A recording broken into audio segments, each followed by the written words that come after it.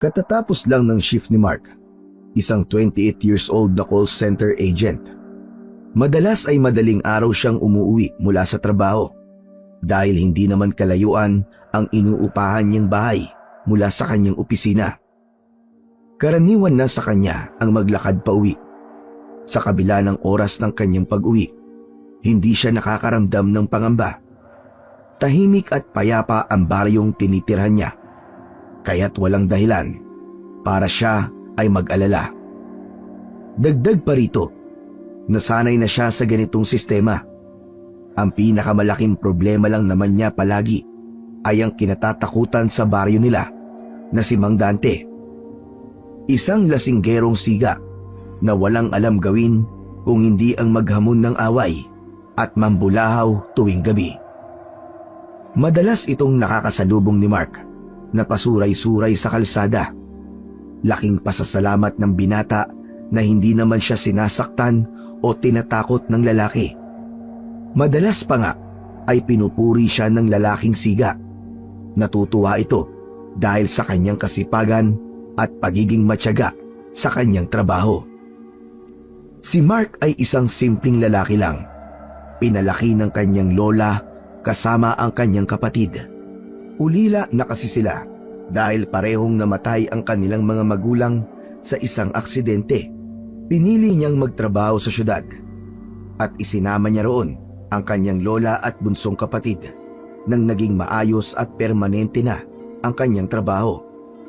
Siya ang bumubuhay sa kanila, lalo na't matanda na rin naman ang kanyang lola Celia at yun ang hinahangaan sa kanya ng siga. Hoy!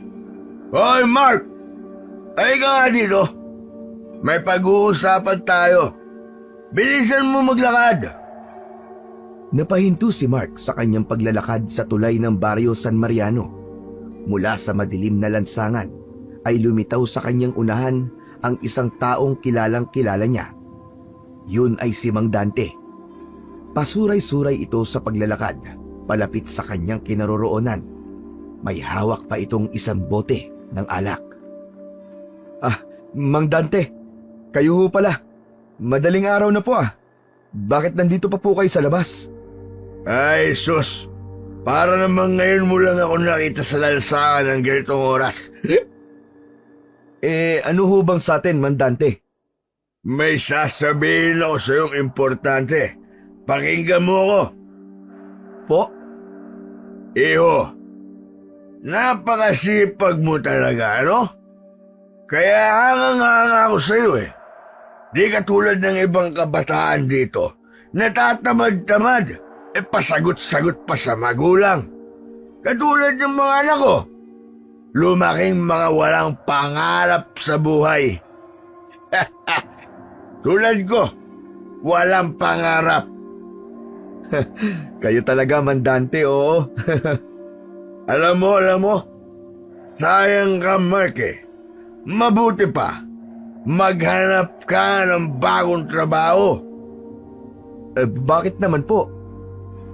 Hindi na ligtas ang lansangan ngayon, lalo na kapag ganitong oras. Alam mo bang may aswang na gumagala sa kabilang baryo? Oo, sa kabilang baryo lang. May nabiktima na nga daw eh. Talaga ho? Pero totoo naman po kaya ang kwento na yon? Di ba, hindi naman totoo ang mga aswang at gawa-gawa lang yun ng mga mahihilig gumawa ng kwento? Nako, hindi ka maniniwala. Totoo ang aswang.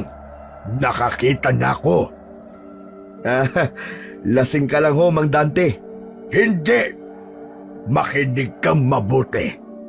Kaninang umaga, galing ako doon. Nakita mismo ng mga mata ko. Yung bangkay ng tao, wak-wak ang tiyan, at wala ng mga laman loob. Baka naman ho, may malaking atrasyo siya sa iba, kaya ganun ang pagpatay sa kanya. Hindi kaya ng tao yon.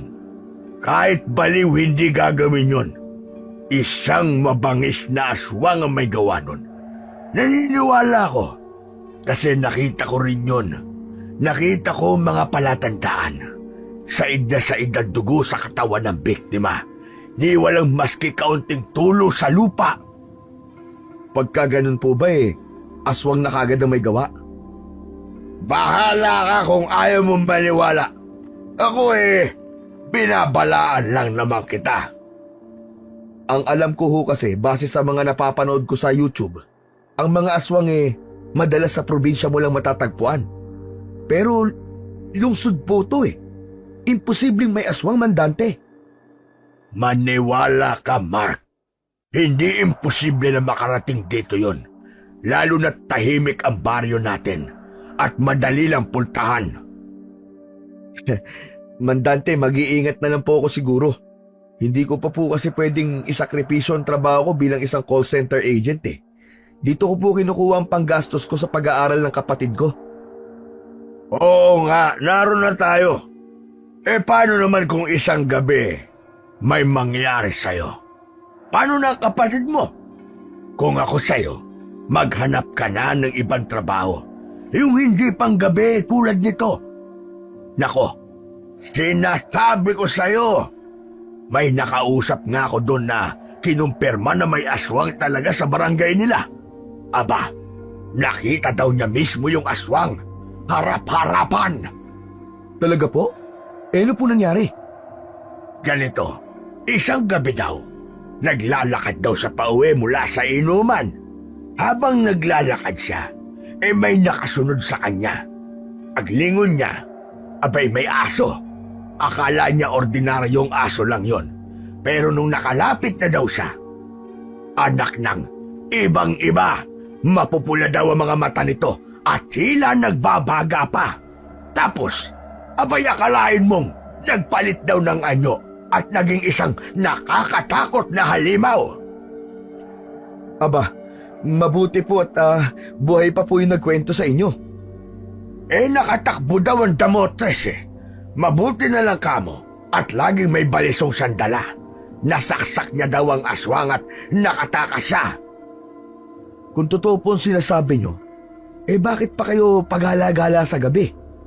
Di po ba kayo natatakot doon sa aswang na yon? Hoy Mark, para sabihin ko sa'yo, wala akong kinatatakutan. Pero ikaw bata ka pa. Mag-iingat ka. At kung kinakailangan, dapat palagi kang may baong-bawang o asin. Mabuti na rin yung may dala kang pamproteksyon. O sige na, umuwi ka na iho. Mag-iingat ka palagi.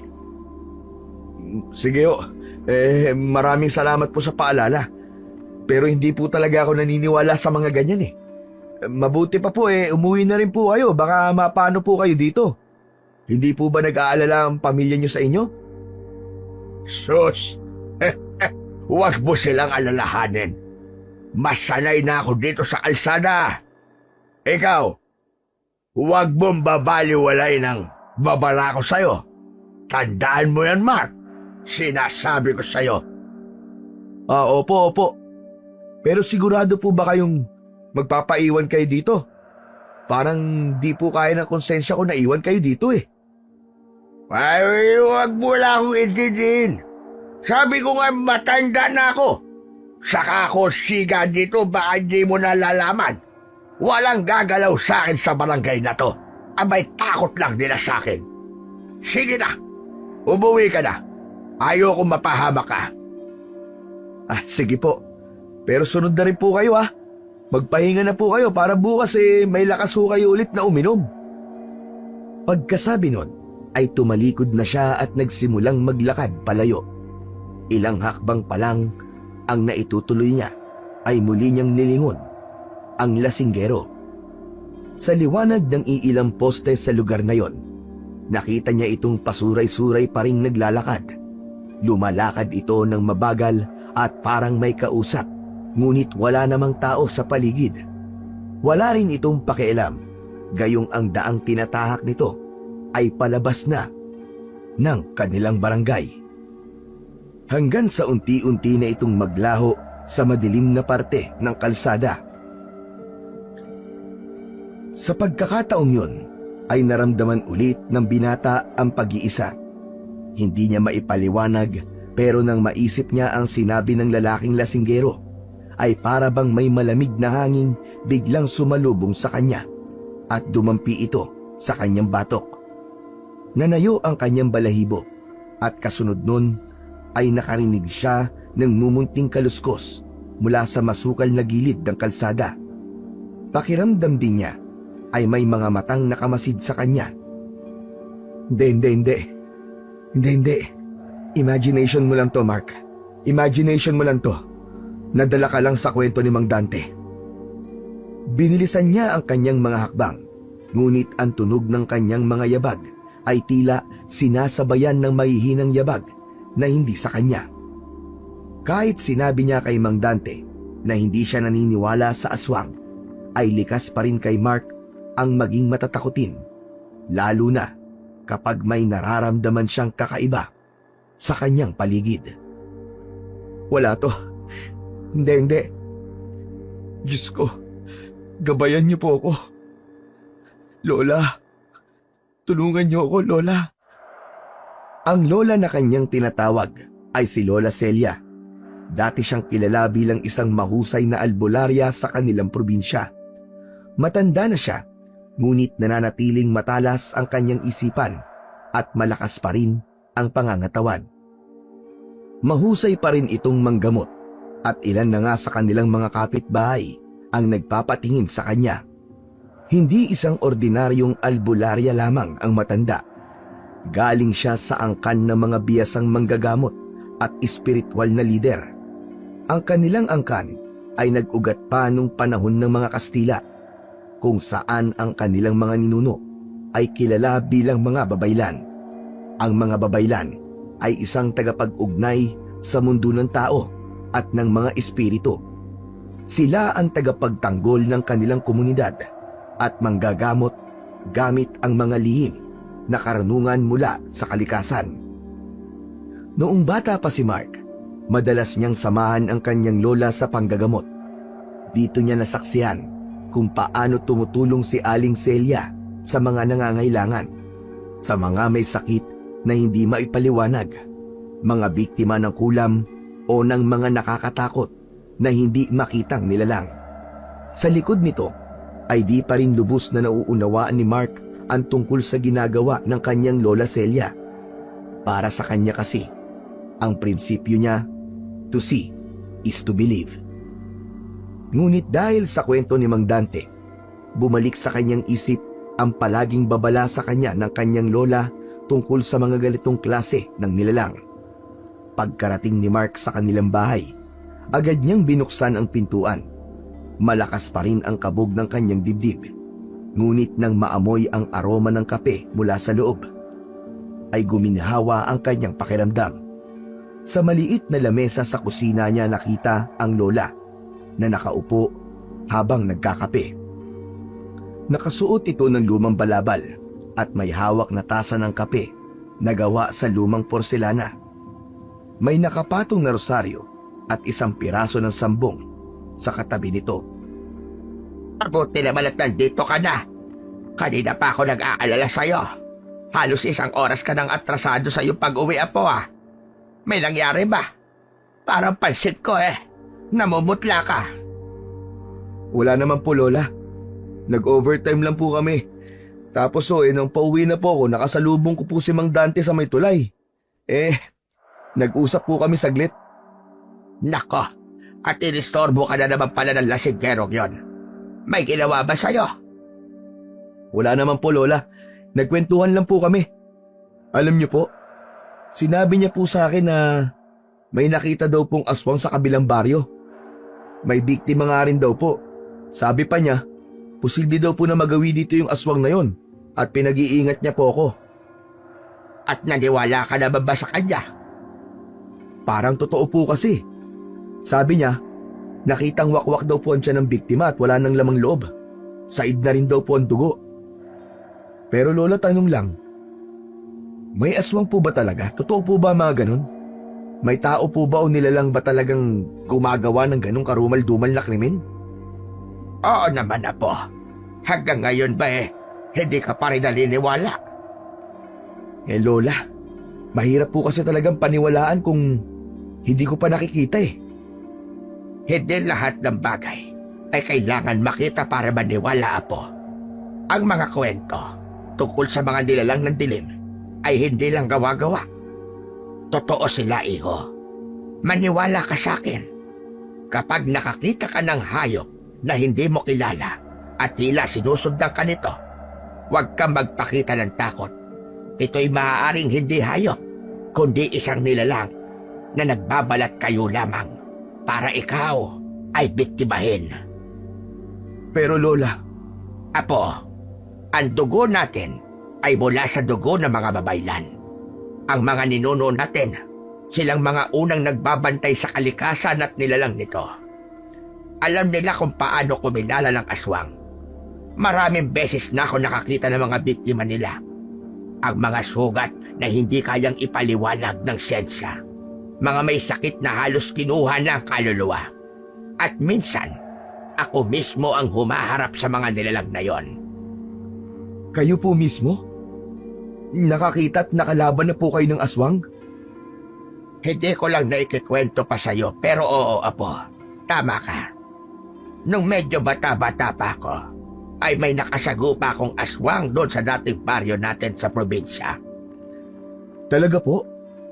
At bakit parang hindi ka naniniwala? Hindi naman po sa hindi ako naniniwala, Lola. Siguro kailangan lang talaga na makakita ako, maski isa para maniwala po ko. Kontrahin mo yung sinabi mong bata ka. Baka di mo kayanin kapag ikaw mismong nakakita. Makapangyarihan pa naman ang salita, iho. Baka ka isang araw makakita ka. Abay, teka, may ibibigay ako sa'yo. Nandito lamang yun sa aking bulsa. O, heto, Apo. Isuot mo ito. Huwag mong aalisin ito sa katawan mo, lalo na kapag naglalakad ka sa dilim. Ano po ito, Lola? Isang uri ng espesyal na anting-anting. Iilan lamang ang may ganito, Apo.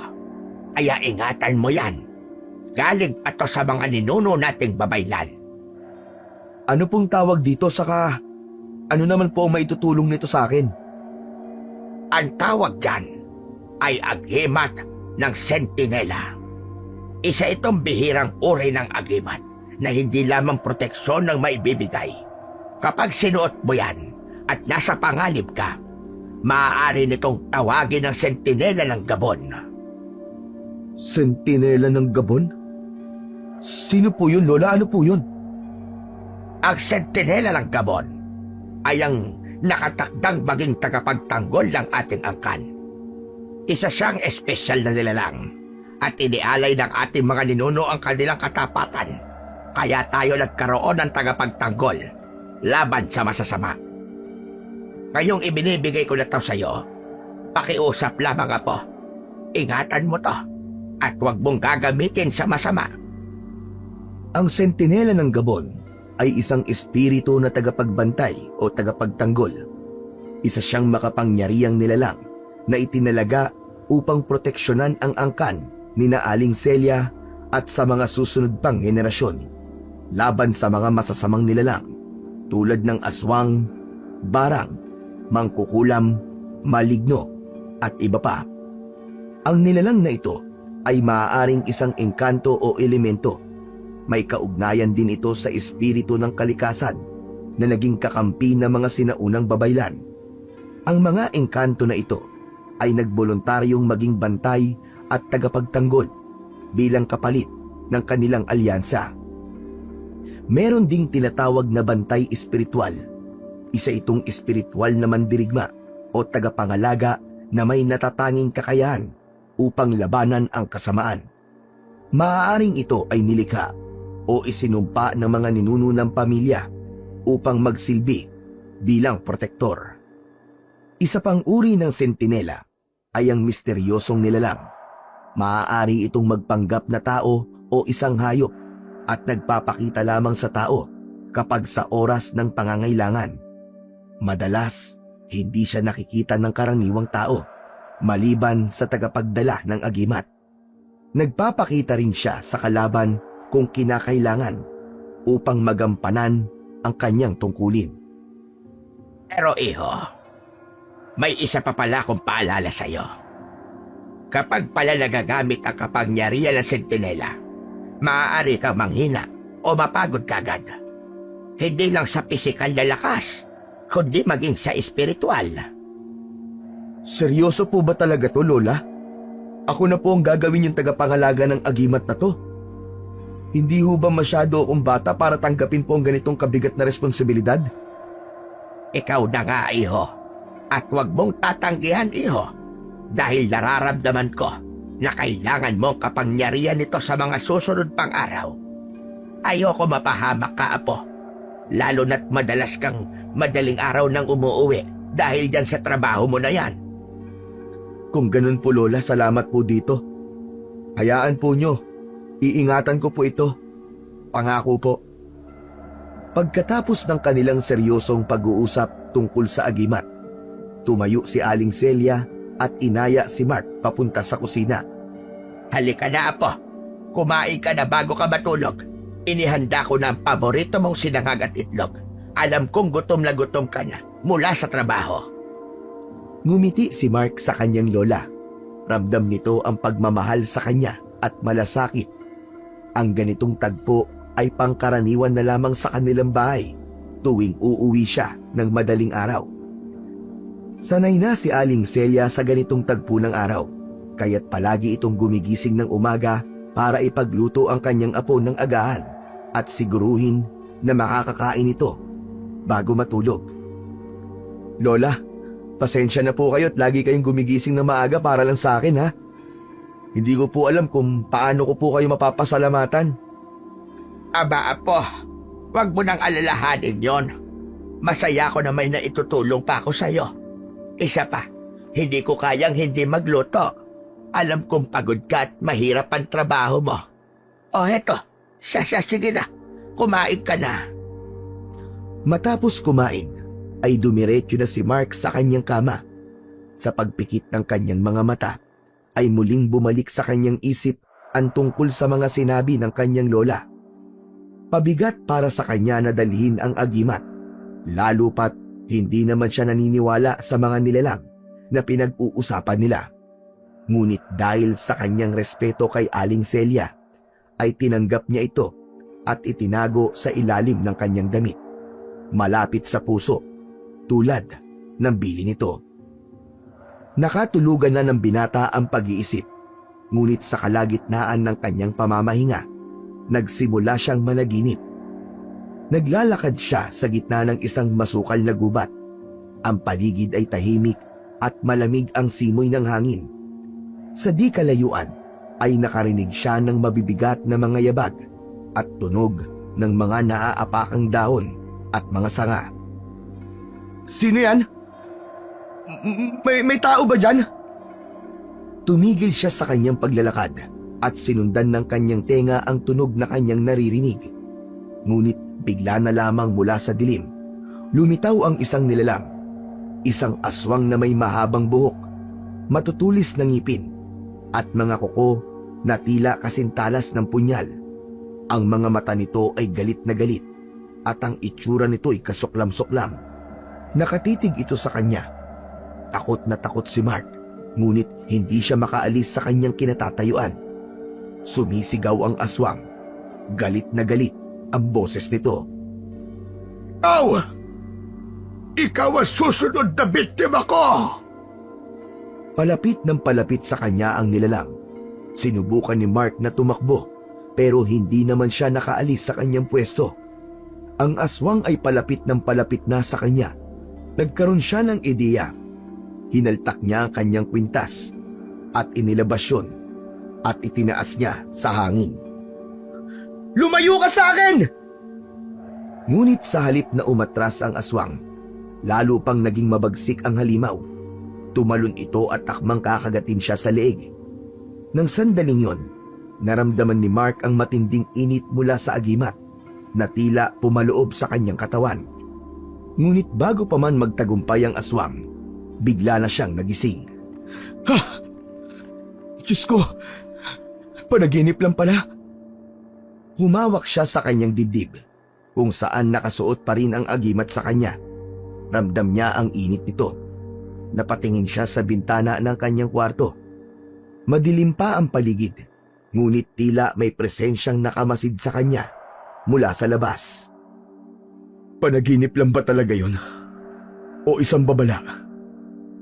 Habang nakahiga si Mark, ay pilit niyang pinapakalma ang kanyang sarili. Paulit-ulit na bumabalik sa kanyang isipan ang nakakatakot na anyo ng aswang. At sa bawat pagsubok niyang makabalik sa pagtulog, ay muli lang nadudugtungan ang bangungot na yon. Kaya naman, ilang oras ang nakaraan ay ipinasya na lang niyang bumangon at lumapit sa may bintana. Mataas na rin ang sikat ng araw na tumatama sa kanyang balat. Humawak siya sa kanyang suot na agimat. Tulad sa panaginip, ramdam niya ang init nito. Hanggang sa may nakita siyang isang tao na bigla na lang tumakbo. Nang mapansin niyang lumitaw ito mula sa likod ng isang puno sa tapat nila. Hindi niya nakilala ang taong yon. Nabalot kagad ng kaba ang kanyang dibdib. Anak ng... Ano yun? Sino yun? Napaatras siya mula sa bintana habang pilit na inaalala ang itsura ng taong tumakbo. Huminga siya ng malalim. Sinubukang pakalmahin ang sarili. Ngunit habang mas iniisip niya ang kanyang nakita, mas lalong tumitindi ang kaba sa kanyang dibdib. Napatitig siya sa agimat na suot niya. Hindi kaya may kinalaman to sa panaginip ko? Maya-maya pa, narinig niya ang pagtawag ng kanyang lola mula sa kusina. Apo! Halina rito, kumain ka na ng tanghalian! Halika na rito! Tinanggal niya ang tingin sa labas at naglakad papunta sa kusina. Nakita niya ang kanyang lola na naghahanda na ng kanilang pananghalian. O siya, iho. Aba, teka. Bakit parang matablay ka? Hindi ka ba masyadong nakatulog? Opo, lola, hindi po ako masyadong nakatulog. Nagigising po kasi ako maya-maya eh. Apo, baka naman magkasakit ka sa ganyan. Di ba masama ang magpuyat? Tapos di ka pa nakakatulog na maayos. Baka mamaya ay bumigay ang katawan mo at mauwi sa pagkakasakit. Hindi kaya mas mainam kung maghanap ka na lang ng ibang trabaho? Yung normal. Maski maliit ang sahod basta hindi ka lang napepwersa na magpuyat at umuwi na mag-isa tuwing gabi. Lola talaga oh. Ngayon pa ba halos mag-iilang taon na po ako nagtatrabaho doon. Wala na po kayong dapat na alalahanin sa akin. Kung magkakasakit talaga ako, hindi sana noon pa. Malakas ako, no? Hindi po ako tatabla ng mga ganyan-ganyan. Ay nako, apo. Nakuha mo pang magyabang. Akala mo lang hindi ka tatablan. Pero hindi ka si Superman. Tandaan mo yan. Relax lang po. Malusog po ang apo nyo. Lagi po ako nagba-vitamins at tamang kain. Kaya huwag kayo mag-worry, okay? Hindi lang ang katawan mong iniisip ko, apo. Pati na ang iyong kaligtasan. Lalo na ngayon, ang dami-dami nang nangyayari. Hindi mo alam kung sino o ano ang makakasalubong mo sa daan. Napansin ni Mark ang seryosong tono ng kanyang lola. Tumigil siya sa pagngiti at tumingin ng diretsyo sa matanda. O siya, sige na. Kumain ka na para makatulog ka naman ng maayos mamaya. Siya nga po pala. May nakita po ako kanina sa labas, Lola. Anong nakita mo? May tao po eh. Nagtatago po sa likod ng puno sa tapat ng bahay natin. Tapos po nung nakita ko siya, siguro napansin niya, bigla na lang po siyang tumakbo. Ba't sino naman ang loko-lokong gagawa nun? Hindi ko nga po alam eh. Kinakabahan tuloy ako. Huwag kang kabahan. Nasa iyo ang anting-anting. May proteksyon ka, apo. Pagkatapos kumain, ay muling bumalik ang binata sa kanyang kwarto at sandaling nagmuni-muni. Muli siyang nakatulog. Pagdating ng 5:00 ng hapon, ay naghanda na siya sa kanyang muling pagpasok. Aalis na po ako, Lola. Baka malate po ako sa trabaho. O sige, apo. Pag-iingat ka, ha? At huwag mong kalimutang isuot lagi ang anting-anting na ibinigay ko sa'yo. Opo, Lola. Matapos ang araw na yon, ay hindi akalain ni Mark na magsisimula na ang mga kababalaghang mararanasan niya. Muli, sa kanyang pag-uwi, ay dadaan na naman siya sa tulay. Ngunit sa pagkakataong yon, ay parang may mali. May kakaiba. Bago pa siya tumapak, ay napansin na niya ang isang asong kulay puti na tila nakaabang sa kanya sa gitna ng tulay. Nang makita siya ng aso, ay agad itong tumayo at tumingin sa kanya. Tumigil siya sa kanyang paglalakad at tumitig din sa aso. Isang malamig na hangin ang agad na dumaan at biglang nagtayuan ang balahibo niya. Hindi, Mark, hindi. Aso lang yan. Ano ka ba naman, Mark? Aso nga lang yan. Dahan-dahan siyang humakbang at papalakas ng papalakas ang kanyang kaba. Hindi, Mark, hindi. Wala kang dapat na ikatakot. Wala kang dapat na ikatakot, Mark. Diretso lang. Bulong niya sa sarili at pilit na pinapalakas ang kanyang loob. Pero bago pa siya nakalapit, biglang tumahol ang aso. Napahinto si Mark at parang napako siya sa kanyang kinatatayuan. Tumahimik ang aso. Pakiramdam ni Mark ay parang may ibig sabihin sa kanya ang aso. Sa tuwing susubukan kasi niyang humakbang, ay bigla na lang itong tatahol at aangin hanggang sa bigla siyang nakarinig ng ungol na parang nanggagaling sa hukay. Hindi niya maipaliwanag kung bakit, pero may kakaibang lakas na tila umaakit sa kanya papalapit. Habang nakatingin siya sa aso, bigla itong umatras, ngunit hindi inalis ang mga mata sa kanya. Napakabilis na mga sumunod na nangyari.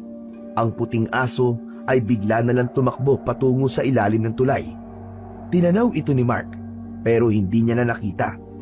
Bagkus ay narinig niya na mas malinaw ang mga tunog na naririnig niya. Boses yun ng isang umiiyak na babae at humihingi ng tulong. Hindi nakapagdesisyon ang binata kung susundan ba niya ang aso o aalis na lang. Ngunit isang bagay ang sigurado, may kakaiba sa tulay ng gabing yon. Sa huli ay nagdesisyon ang binata na umuwi na lang pagkatapos na tumahimik ang paligid. Pagdating ni Mark sa bahay nila, hindi mawala sa isip niya ang nangyari sa tulay. Hindi niya maipaliwanag kung bakit, pero parang may pumipilit sa kanya na bumalik doon. Hanggang sa paghiga niya sa kama, naririnig pa rin niya sa kanyang isip ang boses ng babaeng humihingi ng tulong. Nakaramdam siya ng bigat sa kanyang dibdib na para bang may hindi siya natupad na tungkulin.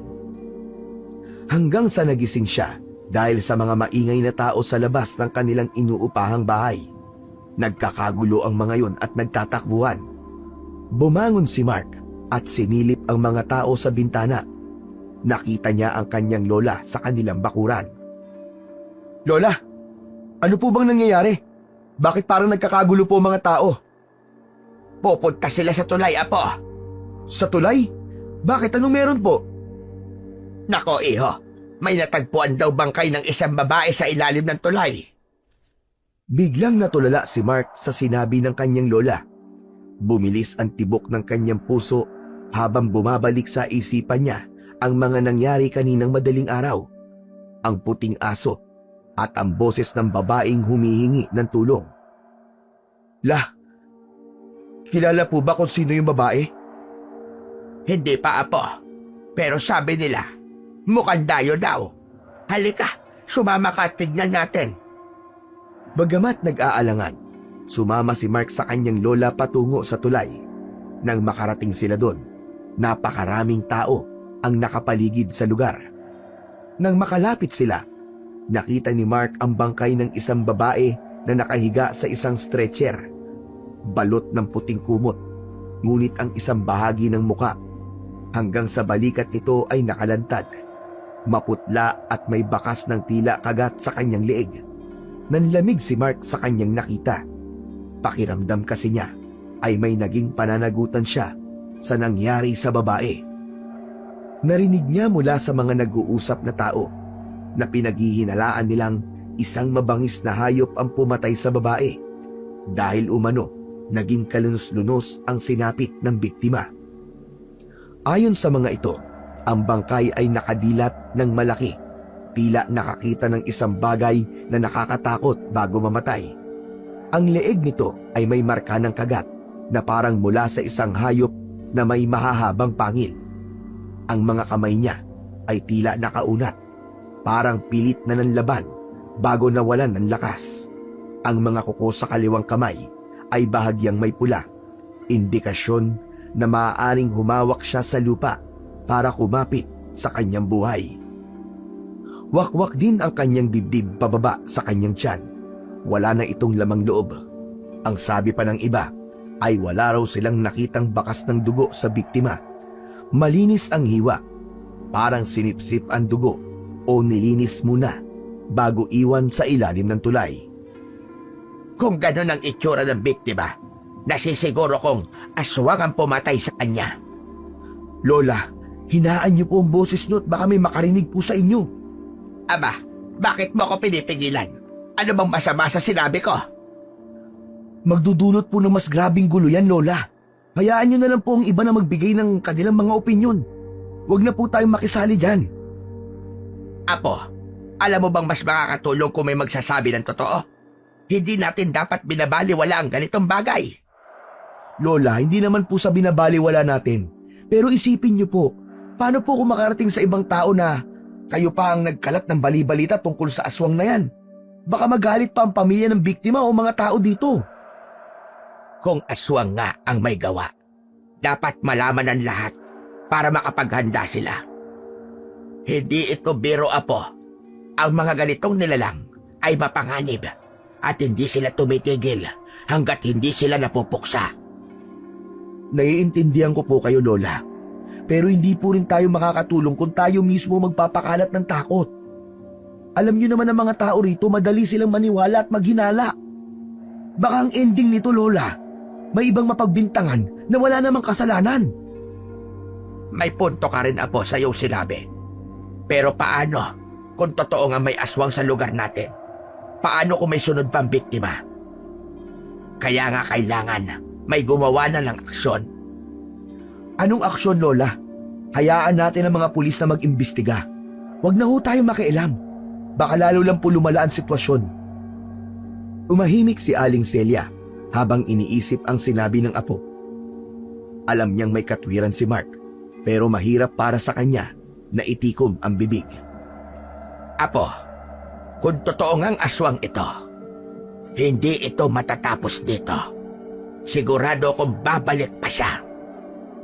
Tapos, paano kung ikaw ang... Wala hong mangyayari sa aking masama, Lola. Maniwala po kayo.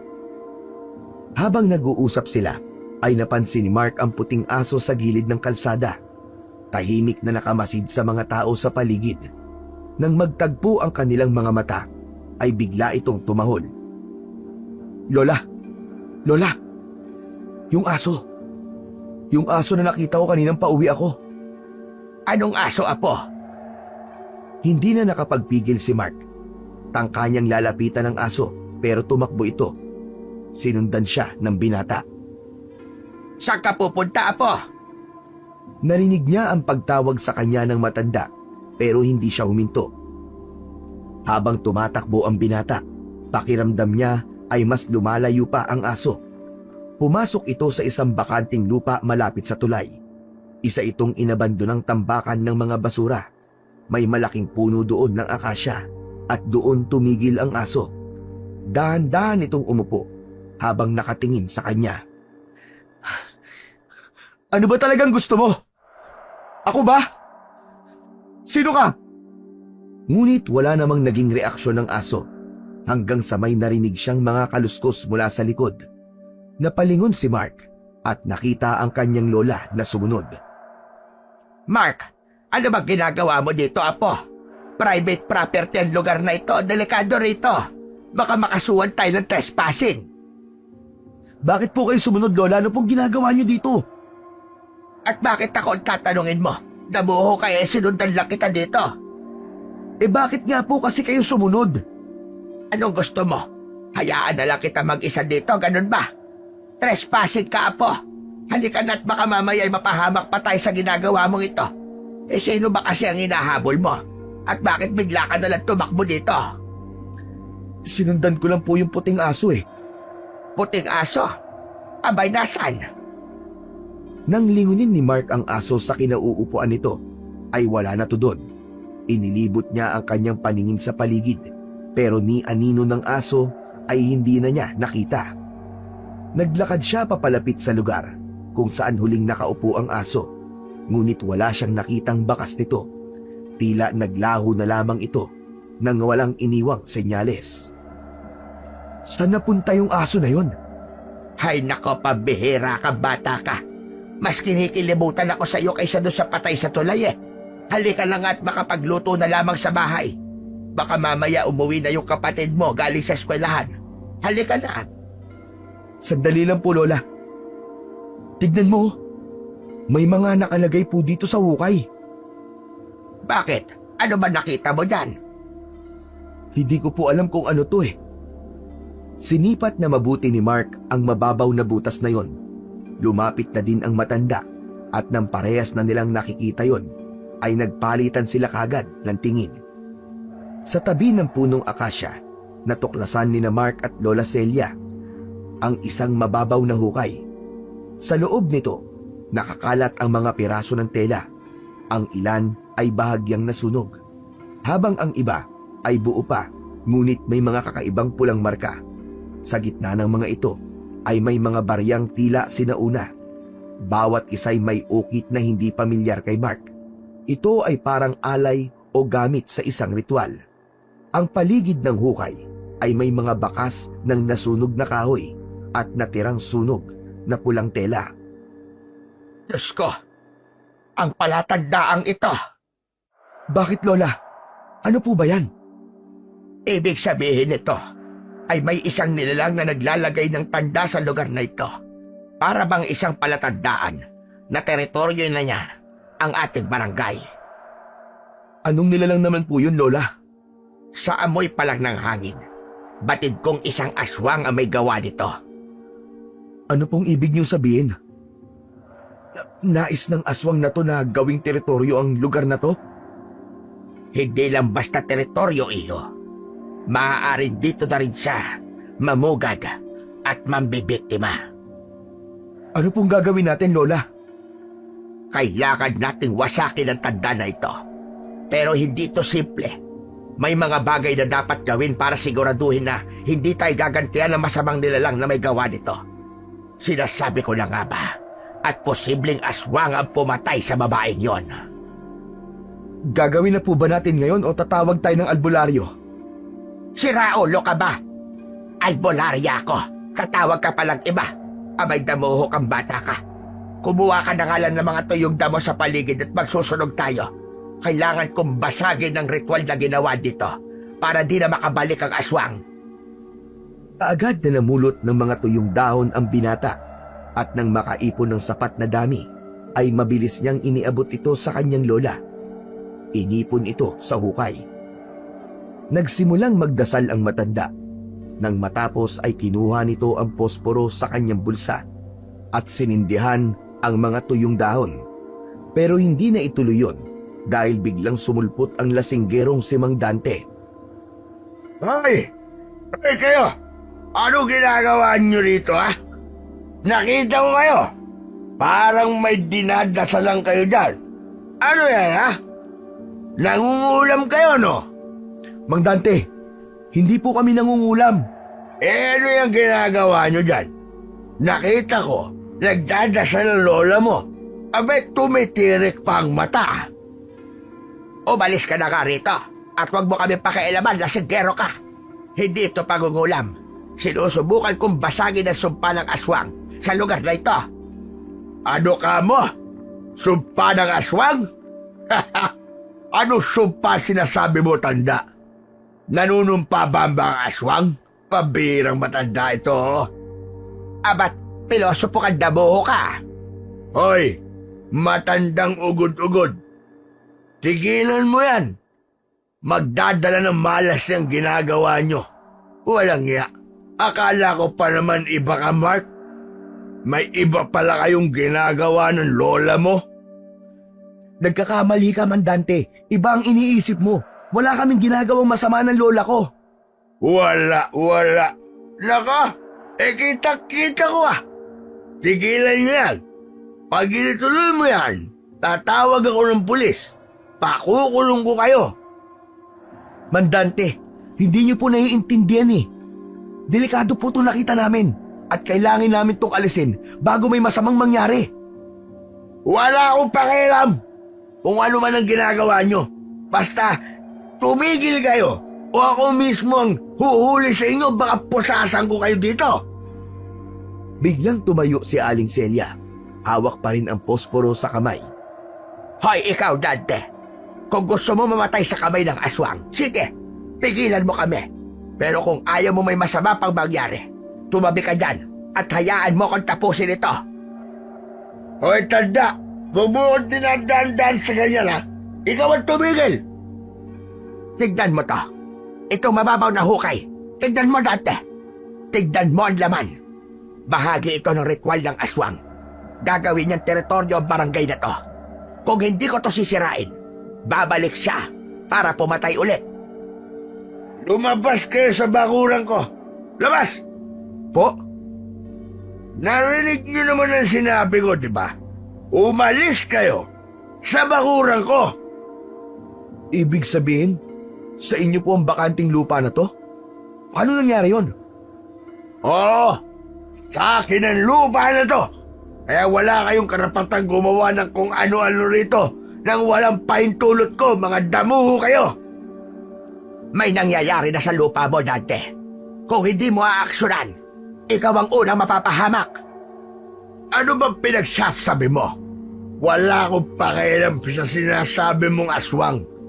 Ang alam ko lang, kailangan niyong umalis dito. Mang Dante, kung sa inyo nga ang lupa, di ba dapat mas lalo kayo mag-alala? Paano kung may mangyari sa inyo o sa pamilya niyo dahil dito? Pamilya. Wala akong pakialam kung aswang man yan o kung ano. Ang gusto ko lang, umalis kayo bago ako magsumbong.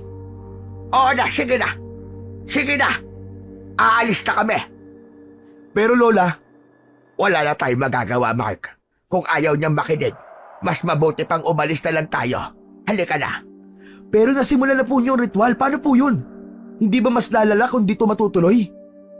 Oo. Pero kung wala siyang pakialam, wala tayong magagawa. Baka magdulot pa tayo ng mas malaking gulo kung pipilitin natin. Kailangan maghanap na lang tayo ng ibang paraan. Dahan-dahang lumabas ng bakuran ni Mandante ang maglola. Nang makalabas na sila, tinignan ni Mark ang kanyang lola. Panay ang buntong hininga nito at malalim ang iniisip. Habang naglalakad palayo, hindi mapigilan ni Mark ang magtanong muli sa kanyang lola. Lola, kinakabahan po talaga ako eh. Natigil niyo po yung ritual. Ano po mangyayari doon? Mapapadali ang paglapit ng aswang sa kanyang target. At kapag nalaman ng aswang na sinubukang kontrahin siya pero nabigo, maaaring lumaban ito ng mas marahas bilang ganti. Pero susubukan ko maghanap ng iba pang paraan. Pero kailan, Lola? Baka may mabiktima ulit bago pa tayo makakilos. Napatingin si Aling Celia sa langit. Tila humihingi ng sagot mula sa itaas.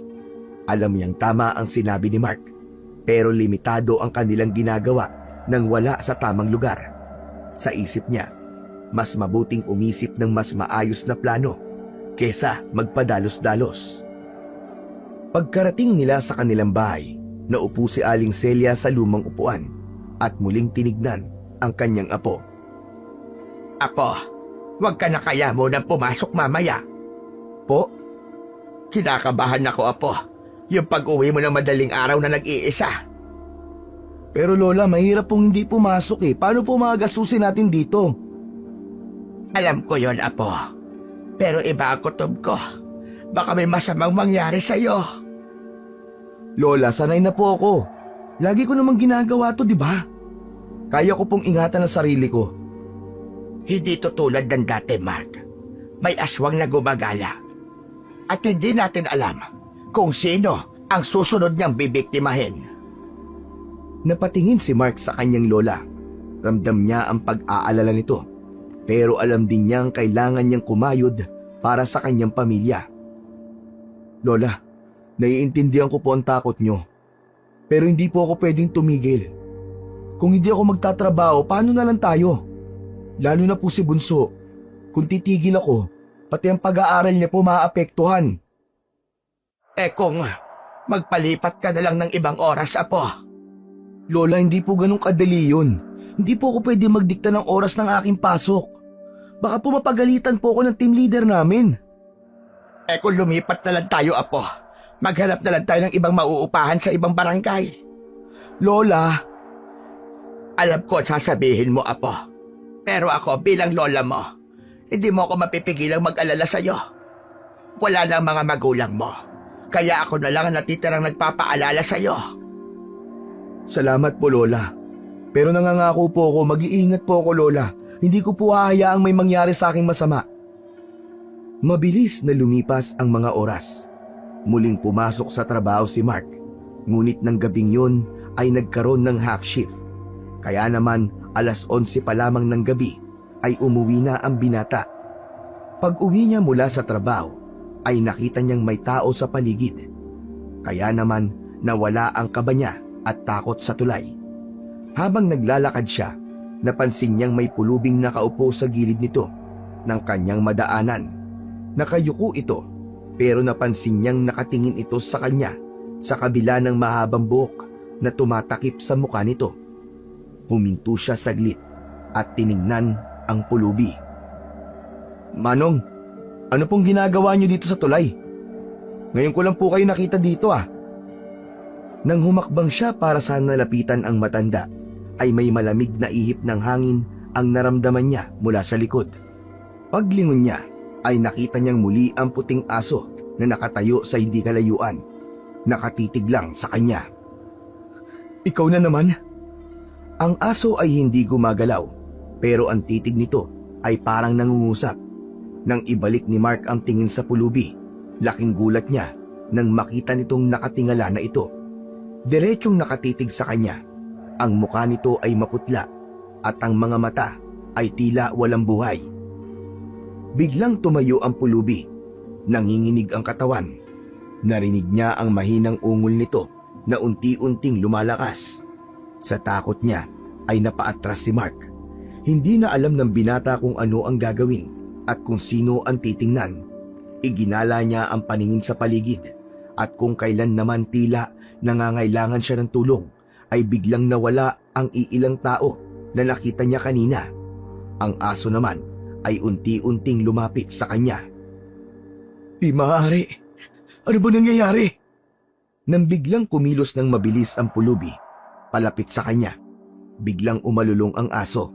Nagdulot yun ng ilang segundong paghinto ng pulubi. Sapat na para kay Mark na makatakbo palayo.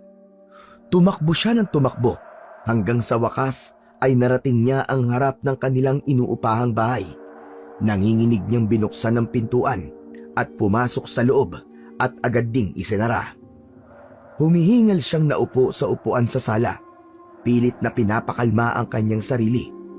Ngunit hindi maitago ang panginginig ng kanyang katawan nang dahil sa takot. Magulong-magulo din ang kanyang isip at puno ng katanungan tungkol sa nangyari. Maya-maya ay narinig niya ang hakbang ng kanyang lola mula sa kusina. Nang makita siya nito, nagtaka ang matanda sa biglaang pag-uwi ng kanyang apo ng maaga. Abay Mark, nandiyan ka. Ano nangyari? Ba't ka umuwi ng ganitong oras? Maaga pa. Wala po lola. Nagkaroon lang po kasi ng half shift kaya umuwi po kami na maaga. Kaya ka. Pero bakit ganyan ang itsura mo? Namumutla ka. Ayos ka lang ba? Ayos lang po ako lola. Ano nangyari? Magsabi ka nga sa akin. Wala nga po lola. Siguro napagod lang po ako sa trabaho. Pilit na itinago ni Mark ang kanyang takot dahil ayaw niyang mag-alala ang kanyang lola. Pero si Aling Celia ay hindi naniniwala sa sagot ng binata. Sa tono pa lang kasi ng pananalita niya at sa ikinikilos niya ay alam na ng matanda na may hindi tamang nangyayari. Mark, kung may problema ka iho, mag-usap tayo. Hindi mo kayang itago yan sa akin. Alam ko kapag nagsisinungaling ka. Wala po talaga, Lola. Pagod lang po talaga ako. Sige na po. Papasok na po ako sa kwarto ko para makapagpahinga po ako ng maaga. Tinitigan ng matalim ni Aling Celia ang kanyang apo dahil hindi ito kumbinsido sa sagot ng binata. Ngunit sa kabila nito ay hindi niya na pinilit pang magsalita si Mark. Sinabi nitong hahayaan niya na itong makapagpahinga. Tumayo na si Mark at nagmamadaling pumasok sa kanyang kwarto. Pagkapasok niya sa kwarto, agad niyang isinara ang pinto at tinanggal ang sapatos. Nanginginig pa rin ang kanyang mga kamay. Hinawakan niya ang kanyang noo. Nag-iisip kung ano ang ibig sabihin ng lahat ng nakita niya sa kalsada. Ang pulubi at ang puting aso at ang matinding takot na kanyang nadadama. Lahat ng yun ay patuloy na umiikot sa kanyang isipan. Habang nag-iisip, bigla siyang nakarinig ng malalakas na tahol mula sa labas ng bahay. Tumayo siya at dahan-dahang lumapit sa bintana. Unti-unti niyang binuksan ito. Sa labas ay nakita niya ang parehong puting aso sa tulay. Naroon ito sa kanilang bakuran at paikot-ikot habang tumatahol. Mabilis na isinara ni Mark ang bintana at bumalik na siya sa kanyang kama. Yakap niya ang kanyang sarili habang nakatalungko. Ilang beses niyang sinusulyapan ang bintana dahil sa pag-aalalang baka yung aso ay ang aswang na tinutukoy ng kanyang lola. Naglalaro sa isip niya ang napigil na ritual at naisip niyang baka dahil doon ay siya ang naging target ng kinatatakutang aswang. Hindi Mark, hindi totoo ang aswang. Huwag kang maniniwala hanggat hindi mo nakikita sa sarili mong mata. Walang aswang, Mark, walang aswang. Dahil kung meron, maaapektuhan nito ang pagpasok mo sa trabaho. At hindi mo hahayaang mangyari yon. Para sa lola mo, para sa kapatid mo. Kinabukasan, nagising si Mark ng mas maaga. Halos nag-aagaw pa lang ang dilim at ang liwanag nang bumangon siya at pumunta sa kusina. Lumabas siya nang makarinig ng tunog ng pot-pot galing sa nagtitinda ng pandesal. Lumabas siya para tawagin ito, pero mabilis itong nakalayo, kasunod ng mga taong papunta muli sa iisang direksyon. Nakarinig siya ng sirena ng sasakyan ng pulis. Bigla siyang kinabahan dahil sa kanyang mga nakikita at naririnig. Biglang tumabi sa kanya ang kanyang lola. Isa na lamang biktima. Napatingin si Mark sa kanyang lola at panay ang lunok ng kanyang laway. Narinig ko lang kanina sa ibang dumaraan na po. Sabi nila, wakwak daw ang katawan. Sinabi ko na, Mark, hindi dito titigil ang pananalanta ng aswang na yon. Kailan po kaya ito matatapos, Lola? Hindi ko rin alam, Mark. Wala na akong maisip na iba pang paraan. Yun lang pala talaga ang pagkakataon natin. Yung mapawalang bisa natin ng ritual ng aswang. Pero hindi nga lang ituloy dahil sa Dante na yon. Teka, hindi kaya siya ang aswang? Kaya ayaw niyang ipagalaw yung hukay na yon ay dahil siya ang gumawa nun? Imposible naman po si Mandante yun, Lola. Ilang beses ko na po siya nakakasalubong nun sa kalsada o maski sa tulay. Pero hindi naman niya ako inaano. Mabait nga po sa akin si Mandante. Talagang ayaw lang niya siguro na may nakakapasok sa lote niya. Kaya siya nagalit ng araw na yun. Pero kasi apo, bukod sa'yo, siya lang naman ang madalas na gumagala sa labas tuwing gabi. Akala ko po ba kaya niyong kumilatis ng aswang? Bakit mukhang di po kayo sigurado sa sinasabi niya tungkol kay Mandante? May nakikita ba kayong palatandaan sa kanya na siya nga isang aswang? Wala pa naman, iho. Abay, teka lang. Ba't parang ipinagtatanggol mo yata ang lasinggerong lalaking yon? Bakit abogado na ba ngayon ang bago mong trabaho? Lola talaga Hindi naman po siya pinagtatanggol ko siya. Siyempre pinag-iisipan ko rin naman po mga nangyayari sa paligid ko. Sorry, Lola. Aalis muna ako. Makikiusyoso lang po ako sa nangyari, baka sakali na may maabutan pa ako. Nang masilip ni Mark ang nangyari, halos manghina siya sa kanyang nakita. Ang katawan ng biktima ay nakahandusay pa, hindi sa ilalim ng tulay, kundi dun mismo kung saan niya nakita ang puting aso. Biglang umikot ang kanyang sikmura at pumagilid siya. Hindi niya na napigilang masuka. Nang may masmasan ng konti, ay muling pinasadahan ng binata ang biktima. Isa itong teenager na lalaki. Kita niya ang mga sugat sa katawan nito na parang niluray. Ang mga mata nito ay nakadilat pa at parang takot na takot. Nais niyang magtanong, ngunit parang natutuyo ang lalamunan niya sa kaba. Biglang may kumalabit sa kanya mula sa likod. Napalingon siya at nakita niya si Mang Dante. Nakatayo ito sa hindi kalayuan. Nakakunot ang noo. Mark, anong ginagawa mo rito, ha? Mang Dante, ano pong nangyari? Sino po siya? Taga dito yan. Kawawa naman ang bata. Napatingin si Mark muli sa bangkay.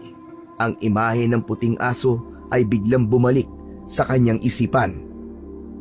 Kapag po ba nagagawi kayo dito sa tulay, Mang Dante? Kapag nalalasing po kayo? May napapansin po ba kayo ditong asong gala?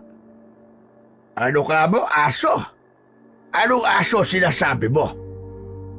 Puting aso po. Abay, maraming aso dito na pagala-gala, Mark. Bakit? May kinalaman ba yun sa nangyayari? Nagtatanong lang po ako. Kasi may nakikita po ako ditong aso na palagi niya akong sinusundan sa tuwing dumadaan po ako dito sa tulay. Naisip ko pong hindi po kaya... Ano? Hindi kaya aswang yung asong yun? Yung ba nais mong sabihin? Kung aswang nga yun, abay kailangan ng mahanap. Tama-tama, naghahanap kami ng pulutan ng mga kasabahan ko. Mang Dante naman nagbibiro pa po kayo eh. Seryoso po ako. Mang Dante, kayo po nagsabi sa akin at nagbigay ng babala tungkol sa aswang sa kabilang barangay. Bakit ngayon parang iba na po ang sinasabi nyo? Totoo naman ang aswang eh. Malas lang talaga itong mga nabibiktima na to. Pero totoo din yung mga mangkukulam at mas higit silang dapat nakatakutan kaysa sa aswang. Kasi mga traidor ang mga yan. Mga malas din. Kaya yan, lola mo, patigilan mo na yan sa ginagawa niya. Po? Alam mo, minsan ko siyang nakita sa likod ng bahay nyo. Nagre-ritual sa ilalim ng bilog na buwan. Abay, hating gabi. Sa palagay mo, normal ba yun? Mang Dante, hindi po masamang tao ang lola ko. Huwag niyo po siyang huhusgan base lang sa nakita niyong ginagawa niya sa hating gabi. Normal lang po yung kay lola, lalo na po kapag pinagdadalisay niya ang mga anting-anting niya. Sos, madiwala. Yung nakita ko na ginagawa niyo sa bakuran ko, alam ko at sigurado kung masama yun. Hoy, Mark, sayang, ang ganda pa naman ang tingin ko sa'yo. Pero may lahi pala kayong tagapaghatid ng kabalasan. Mabuti pa ay lumayas na kayo dito. Hindi namin kayo kailangan. Ano? At bakit naman kami aalis? Wala naman kami ginagawa masama dito ah. Wala raw. Anong tawag mo doon sa ginagawa ng lola mo dyan sa lote ko? Ha? Para yun sa kabutihan ng lahat na tinanggihan mo at pilit tayo pinapatigil. Tapos ngayon nagtatanong ka kung bakit may patay ulit dito? At ano ha? Ako gusto mo sisihin? Huwag mo kasing dinadamay ang lola ko dito. Wala siyang kinalaman sa mga nangyayari. Matagal na siyang tumutulong at nagpapagaling sa mga may sakit. Kung may iniisip kang masama, walang basihan yan. Bakit parang alam na mo na walang kinalaman ng lola mo sa lahat na to? May alam ka ba na hindi sinasabi sa akin? Ha? Magsalita ka, Mark. Kung hindi may papaliwanag to sa akin, magsusumbong talaga ako sa barangay. Tignan lang natin kung hanggang kailan kayo mananatili na nakatira dito. Halos manginig si Mark sa galit at kaba. Ayaw niyang patulan si Mang Dante, pero hindi niya maiwasan ang magduda sa motibo ng lalaki. Mabilis niyang tinalikuran si Mang Dante at naglakad palayo. Mas mabilis kesa sa karaniwan. Ayaw niyang patagalin ang usapan, lalo na't tila walang patutunguhan to. Pag-uwi ni Mark, sinalubong siya ng kanyang lola na halatang nag-aalala. Apo, ano na naman ang nangyari? Bakit parang Biyernes Santo yata yung pagmumukha mo? Lola, si Mang Dante kasi, sinisisi niya kayo sa mga nangyayari dito. Sinasabi niya na meron daw po kayong kinalaman sa patayan nangyayari dito. Apo, marami talagang hindi nakakaintindi sa ginagawa natin. Pero Lola, paano po kung totohanin niya sinasabi niya na magsusumbong siya? O kaya naman ipagkakalat ang mga nakita niya?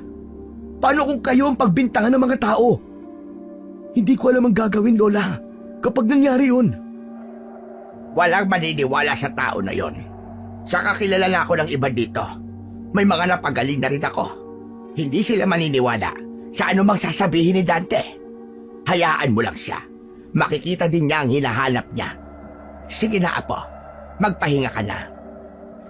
Sa paglipas ng mga araw, ay nagpatuloy ang buhay ni Mark. Bahay, trabaho. Trabaho, bahay. Papasok ng hapon at uuwi ng madaling araw. At sa bawat pag-uwi ng binata at sa pagdaan niya sa tulay, may napagtanto ang binata. Sa tuwing daraan siya roon, ay hindi nawawala ang puting aso na palaging nakasunod sa kanya hanggang sa makatawid siya ng tulay. Naroon din ang pulubi na laging nakaupo sa gilid. Tahimik ngunit tila nagmamasid. Hanggat maaari ay iniiwasan na lang niyang tingnan ang dalawa at binibilisan ang kanyang paglalakad. Subalit habang dumadaan ang mga araw, napansin niyang wala namang nangyayari sa kanya. Hindi siya ginagalaw ng aso at hindi din naman siya ginagambala ng pulubi. Tahimik lang ito sa kanyang kinauupuan. Habang tumatagal, nasanay na si Mark sa presensya ng dalawa. Unti-unting nawala ang takot niya. Pero isang gabi, habang pauwi si Mark, naabutan niyang tila nakikipagtalo si Mang Dante sa pulubi sa tulay. Galit na galit ito at sinisigawan ang pulubi. Narinig niya ang malulutong na mura ng lasinggero habang itinutulak ang pulubi na nananatiling tahimik lang at hindi man lang kumikibo sa ginagawa sa kanya. Napahinto si Mark at nag-isip kung dapat ba siyang lumapit at umawat. Subalit nanaig ang takot sa kanya. Ayaw niyang madamay sa gulo, lalo na't kilala niya si Mang Dante na mainitin ang ulo. Pinili niyang magkubli sa likod ng poste ng tulay, nagmamasid mula sa hindi kalayuan. Habang nakatago si Mark sa likod ng poste, patuloy niyang naririnig ang mga sigaw. Ang mga pagmura nito ay mas lumakas. Halatang nawala na sa sarili ang lasinggero. Ngunit ang pulubi ay nananatiling kalmado at tahimik, ni hindi gumagamit ng kahit na anumang salita o kilos. Labis ang naging takot ni Mark sa inaakto ni Mang Dante. Latuloy na alala ng binata ang sinabi ng kanyang lola. Sa kanyang nakikita, hindi imposible na maging isang masamang nilalang nga ito. At naisip niyang ang pulubing walang kalaban-laban ang nais nitong biktimahin ng gabing yun. Napasiksik siya sa poste dahil sa isiping yun. Sa kabila ng takot na nararamdaman, pilit niyang sinilip ang nangyayari. Nakita niyang muling itinulak ni Mang Dante ang pulubi ng mas malakas, dahilan upang mabuwal ito at tumama ang likod sa sementong gilid ng tulay. Sa wakas, tila hindi na napigilan ng pulubi ang kanyang sarili. Bumangon ito ng dahan-dahan at sa unang pagkakataon ay nagsalita ito. Ang boses niya ay mababa at malamig. May halong pagbabanta ang mga sinasabi. Alam mo ba kung sino ang pinapagka mo? Bakit? Sino ka ba, ha? Kaya mo ba akong labanan? Ano? Lalaban ka ba? Umalis ka na. Huwag mo akong pakialaman dito. Ano wag pakialaman? O ikaw na hayop kang pulubi ka? Ang kapal ng mukha mo tumambay dito sa tulay ko, ha? Ang lugar na ito, hindi para sa katulad mo. Aalis ka ba o itatapo kita sa ilog? Nailing si Mark sa kanyang narinig. Alam na alam niya ang litanyang yun ni Mang Dante. Napagtanto niya na talagang mahilig lang palang magyabang ang lalaki. Ang lupang nakitaan nila ng marka ng aswang, marahil ay hindi rin tunay na pag-aari niya. Mahilig at gustong-gusto lang nitong magyabang at magpakilalang hari ng kasigaan sa kanilang lugar. Ang pulubi ay nananatiling nakatayo at hindi gumagalaw. Malamig ang mga mata nitong nakatitig lang kay Mang Dante. Walang nagmamay-ari sa tulay na ito. Hindi ito sa'yo. Sa akin o hindi, wala akong pakialam. Hindi ka bagay dito. Ang baho-baho mo. Umalis ka na. Sige na, alis na. Baho lang pala ang problema mo eh. Di ba dapat ang pinakikialaman mo ay yung sarili mong kaluluwa? Umaalingasaw ang baho at budhi mo. Lalong nag-init si Mang Dante dahil sa sinabi ng pulubi. Nanlaki ang kanyang mga mata at sinipa ang lata ng pulubi na nagkalat ang laman nito sa kalsada. Mukha mo sumagot sa akin ha. Umalis ka na. Huli na itong babala ko. Hindi mo lugar to. Umayas ka na. Kung hindi, baka mapatay kita dito. Tumigil ka na. Ikaw ang umalis dito. Hindi ikaw ang punteriya ko. Ngunit hindi nakinig si Mang Dante. Muli nitong itinulak ang pulubi habang patuloy niyang pinagmamasdan ang nangyayari. May kung anong napansin si Mark sa kanyang tabi. Paglingon niya, nakita niya ang puting asong nakaupo. Tahimik na pinanonood ang alitan sa pagitan ni Mang Dante at ng pulubi. Parang nag-aabang ng susunod na mangyayari. At sino ang punteriya mo dito? Sabihin mo nga sa akin. Sa tanong na yon ay dahan-dahang bumaling ang tingin ng pulubi sa direksyon kung nasan nakatago si Mark. Nanlamig ang binata dahil doon. Kitang-kita niya ang paglingon nito ng mabagal at parang hindi normal. Ang ulo nito ay gumalaw na parang may kaunting panginginig na parabang hirap na hirap sa simpleng kilos. Tapos ay nakita ng binata ang nakakakilabot na mga mata nito. Maputla at walang itim. Ang tingin nito ay matalim. Parang alam nito kung nasaan si Mark kahit nakatago siya. Ang mukha ng pulubi ay may kakaibang ngiti sa kanyang labi. Samantala, narinig niyang lumikha ng ingay ang puting aso sa kanyang tabi. Napalingon siya dito. Ngunit sa pagkakataong yon, hindi na ito mukhang isang ordinaryong hayop lang. May nagbago sa anyo nito. Ang balahibo nito na dating makintab at malinis ay naging magulo at parang nakadapa. Parang nabasa ng tubig. Ang nguso nito ay bahagyang nakabuka at ang malaking ngipin ay nakalitaw. Matutulis ang mga pangil at tila handang manakmal. Ang mga mata nito ay hindi rin normal. Nagliliwanag ito na parang isang mapulang liwanag. Parang may apoy sa loob. Parang nagbabaga. Habang tinititigan ito ni Mark, pakiramdam niya ay puno ito ng galit at pagkapuot. Ang tahimik na ungol nito ay unti-unting lumalakas. Parang nagbibigay ng isang babala. Ang buntot nito ay hindi kumikilos. Nakabagsak lang ngunit ang buong katawan ay tila puno ng tensyon at handang sumalakay anumang oras. Biglang bumalik sa isip ni Mark ang sinabi ni Mang Dante tungkol sa aswang sa kabilang barangay. Ayon dito, ang nilalang ay nag-aanyong aso. Habang tinititigan niya ang puting aso sa tabi niya, hindi maiwasang magdikit ang mga piraso ng palaisipan sa utak ni Mark. Nagpapalit-palit ang tingin niya sa tatlong nilalang na kasama niya sa tulay.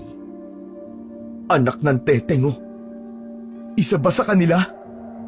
Samantala, si Mang Dante ay patuloy sa pagmumura at paninigaw sa pulubi. Hindi man lang alintana ang kakaibang nangyayari. Napansin niya ring kakaiba ang lakas na pinapakita ng lasinggero.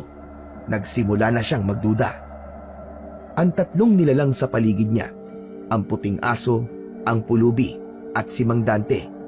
Lahat sila ay may kakaibang presensya ng gabing yun. Hindi na siya makagalaw sa kanyang pinagtataguan ng dahil sa takot. Pakiramdam niya ay napapalibutan na siya ng hindi maipaliwanag na puwersa na masama at mapanganib. Muling napatingin ang binata kina Mang Dante at muli itong nagsisisigaw at binanatan ang pulubi. Pinagsisipa niya ito at pinagsusuntok ng walang habas na siya namang ikinalugmok ng pulubi sa lupa. Tama na! Pinalaan na kita! Ngunit ang tulad mo, kailangan turuan ng leksyon. Ang tulay na ito ay hindi mo teritoryo.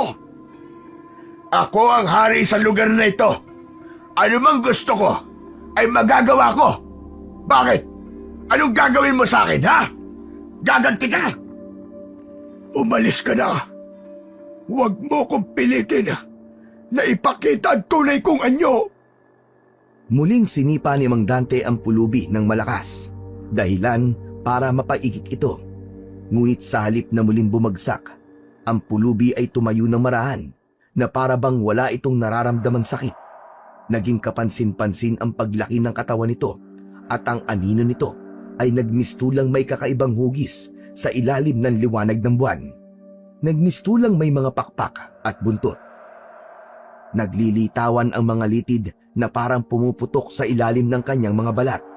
Ang mga damit nito ay napunit sa ilang bahagi at ang balat ay nagkulay abo. Ang dati nitong payat na muka ay lalong numipis at nagkaroon ng matutulis na pisngi at panga. Ang bibig nito ay bumuka at lumitaw ang mahahabang pangil na kayang gumutay-gutay ng anumang makakagat nito. Ang mga kamay nito ay humaba rin at ang mga daliri ay tumulis at naging matatalim ang mga kuko na parang isang patalim. Ang likod nito ay yumuko ng bahagya na para bang handa itong lumundag anuman sandali. Ang dating anyo nito na isang kawawang pulubi ay napalitan ng isang anyong halimaw na galit na galit. Biglang umalingasaw din sa buong paligid ang masangsang na amoy na parang may nabubulok na laman. Pinilit mo ko. Ngayon, panahon na para managot ka. Anong klaseng demonyo ka? Anong klaseng demonyo ka? Si Mang Dante ay biglang nagmistulang maliit at walang laban. Napaatras ito at hindi makapaniwala sa kanyang nakikita. Napalunok ng ilang beses si Mark habang nakikita ang pangyayari na parang isang eksena mula sa isang masamang panaginip. Habang patuloy ang bangungot sa harapan niya, napagtanto ni Mark na wala siyang magagawa para pigilan ang nangyayari. Ang katawan niya ay nanginginig na sa takot at pakiramdam niya wala siyang lakas na pwedeng gamitin para mailigtas si Mang Dante laban sa kamay ng aswang. Mas lalo pang lumakas ang masansang na amoy at pumailan lang ang nakakakilabot na ungol ng aswang. Biglang nanaig ang kagustuhan niyang tumakas. Mula sa kanyang pinagtataguan ay tumakbo siya ng mabilis. Napansin niyang nakasunod na naman sa kanya ang aso. Ang mga pulang mga mata nito ay kumikislap sa dilim. Bahagyang bumagal ang kanyang pagtakbo nang makarinig ng isang malakas na sigaw galing kay Mang Dante mula sa tulay. Isang sigaw na punong-puno ng paghihirap at takot. "Huwag kang titingin, Mark! Huwag kang titingin! Huwag kang lilingon!"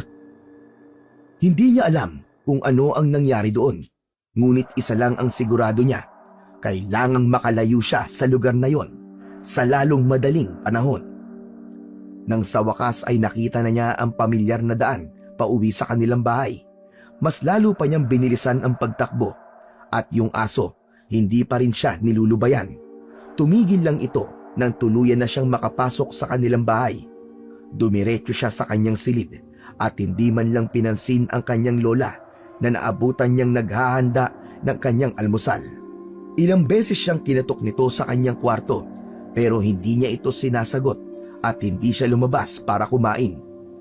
Nahirapan siyang matulog hanggang sa tuluyan ng sumikat ang araw. Sa umagang yon, hindi na napigilan pa ni Mark na mapaiyak at mapahagulgol nang marinig niya ang ingay ng mga nagkakagulong tao sa labas. Alam niya kung saan papunta ang mga yon. Walang iba kundi kung saan pinatay si Mang Dante, sa tulay. Apo, buksan mo ang pinto, Apo! Alam ko gising ka na. Narinig kitang umiiyak. Ano nangyari? Tumayo siya at pinagbuksan ng kanyang lola. Nakita niya rin ang kapatid na nasa tabi nito. Parehas na nakatitig sa kanya. Abat namamaga at namumula mga mata mo, Apo? Hindi ka ba nakatulog? Bakit ka umiiyak? Lola, may nangyari na naman. Alam ko kung saan papunta ang mga tao sa labas. Sa tulay, Lola. Sigurado ako may panibagong biktima na naman ng aswang. Apo, may alam ka ba sa nangyari? Narinig ko kanina na natagpuan sa tulay ang bangkay ng lasinggerong si Dante. At nahuli nila yung pumatay sa kanya. Ano po? Nahuli nila? Totoo po ba? Oo, Apo. Naroon, nakakulong na. At iniimbestigahan na ngayon ng mga pulis. Sino yung nahuli nila, Lola? Sigurado po ba sila na yun nga ang pumatay kay Mang Dante?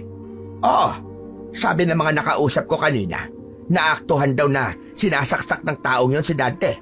Yung pulubi na nakatambay sa tulay.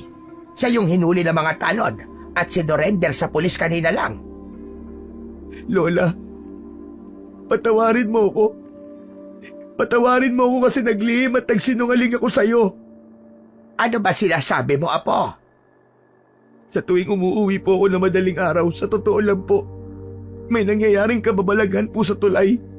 Pero hindi ko po sinasabi sa inyo kasi baka patigilin niyo po ako sa trabaho. Alam mo mga nangyayaring kababalaghan sa tulay? Apo, sabihin mo, may alam ka ba o may kinalaman ka ba sa mga patayang nangyayari? Hindi po, Lola, wala po. Hindi ako pumatay sa kanila. Pero nakukonsensya ako. Kasi wala akong nagawa para tulungan sila, Lola. Parang naririnig ko pa rin po yung mga sigaw nila at paghingi nila ng tulong. Lola, aswang po ang pulubi na yon. Aswang po siya. Isang halimaw. Wala ka namang kasalanan, Apo. Ang mga nangyari ay hindi mo kagustuhan. Makinig ka sa akin. Bagamat may proteksyon ka galing sa agimat ng sentinela, wala kang lakas para harapin o kalabanin ng mga nilalang na tulad ng aswang. Pero Lola, ano pong silbi ng agimat kung wala rin akong magagawa?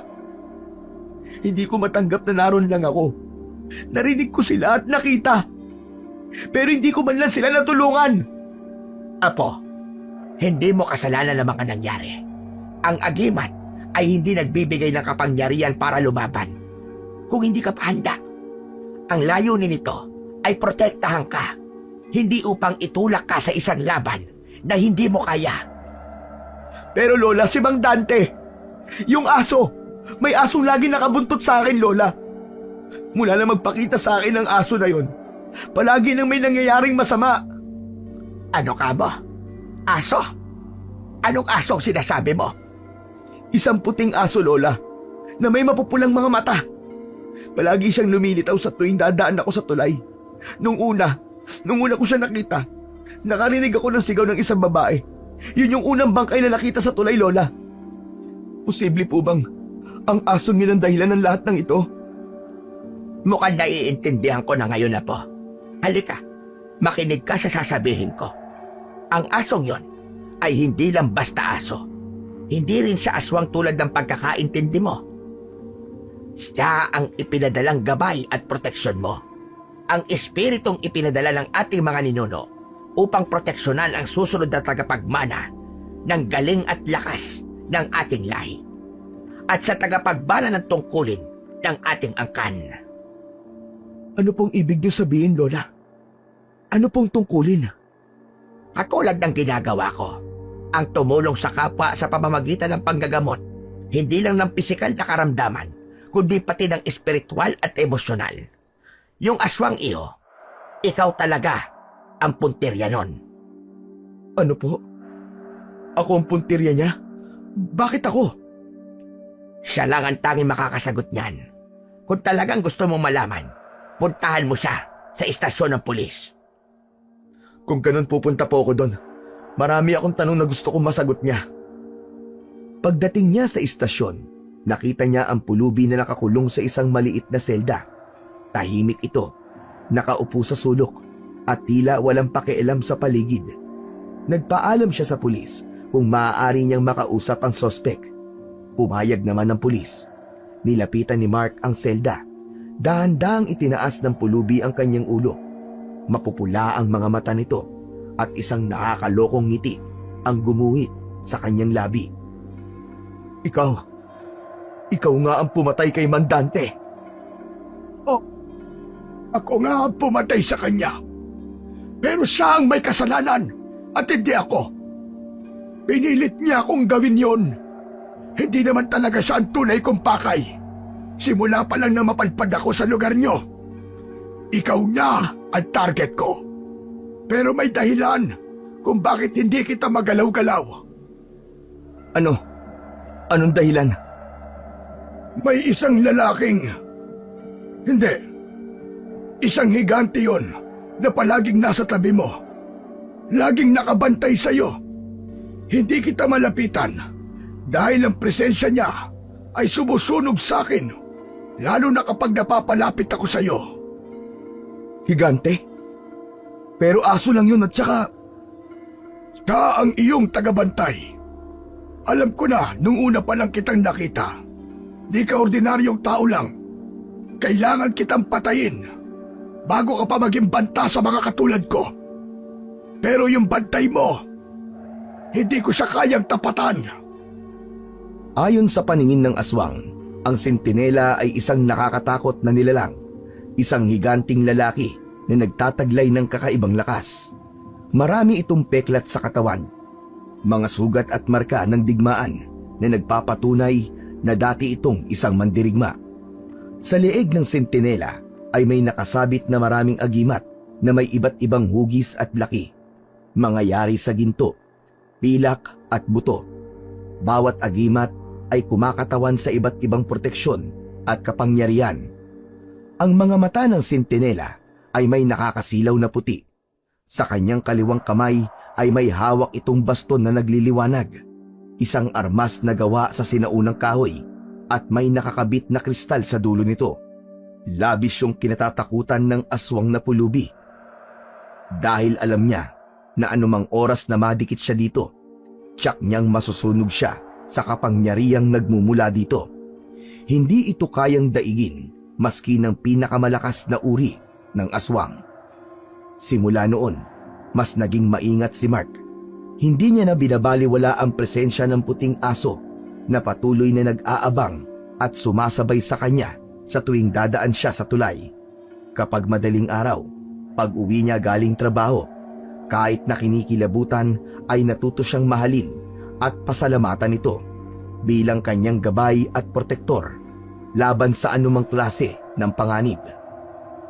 Isang gabi, habang pauwi si Mark mula sa kanyang trabaho, napansin niyang hindi niya nakita ang aso sa karaniwang pwesto nito. Napahinto siya sa gitna ng tulay at inilibot ang kanyang paningin, ngunit wala ni anino ng aso. "Nasaan ka? Saan ka nagpunta?" Biglang narinig ni Mark ang mahina ngunit malalim na alulong mula sa dulo ng tulay. Nang lingunin niya, nakita niya ang puting aso na nakatayo malapit sa poste ng ilaw. Nakatitig sa kanya. Ang liwanag mula sa ilaw ay tumatama sa makintab na balahibo nito at tila may aninong naglalaro sa paligid. Tahimik itong tumalikod at naglakad papunta sa madilim na bahagi ng tulay. "Maraming salamat sa iyo, kaibigan. Hanggang sa muli nating pagkikita. Paalam."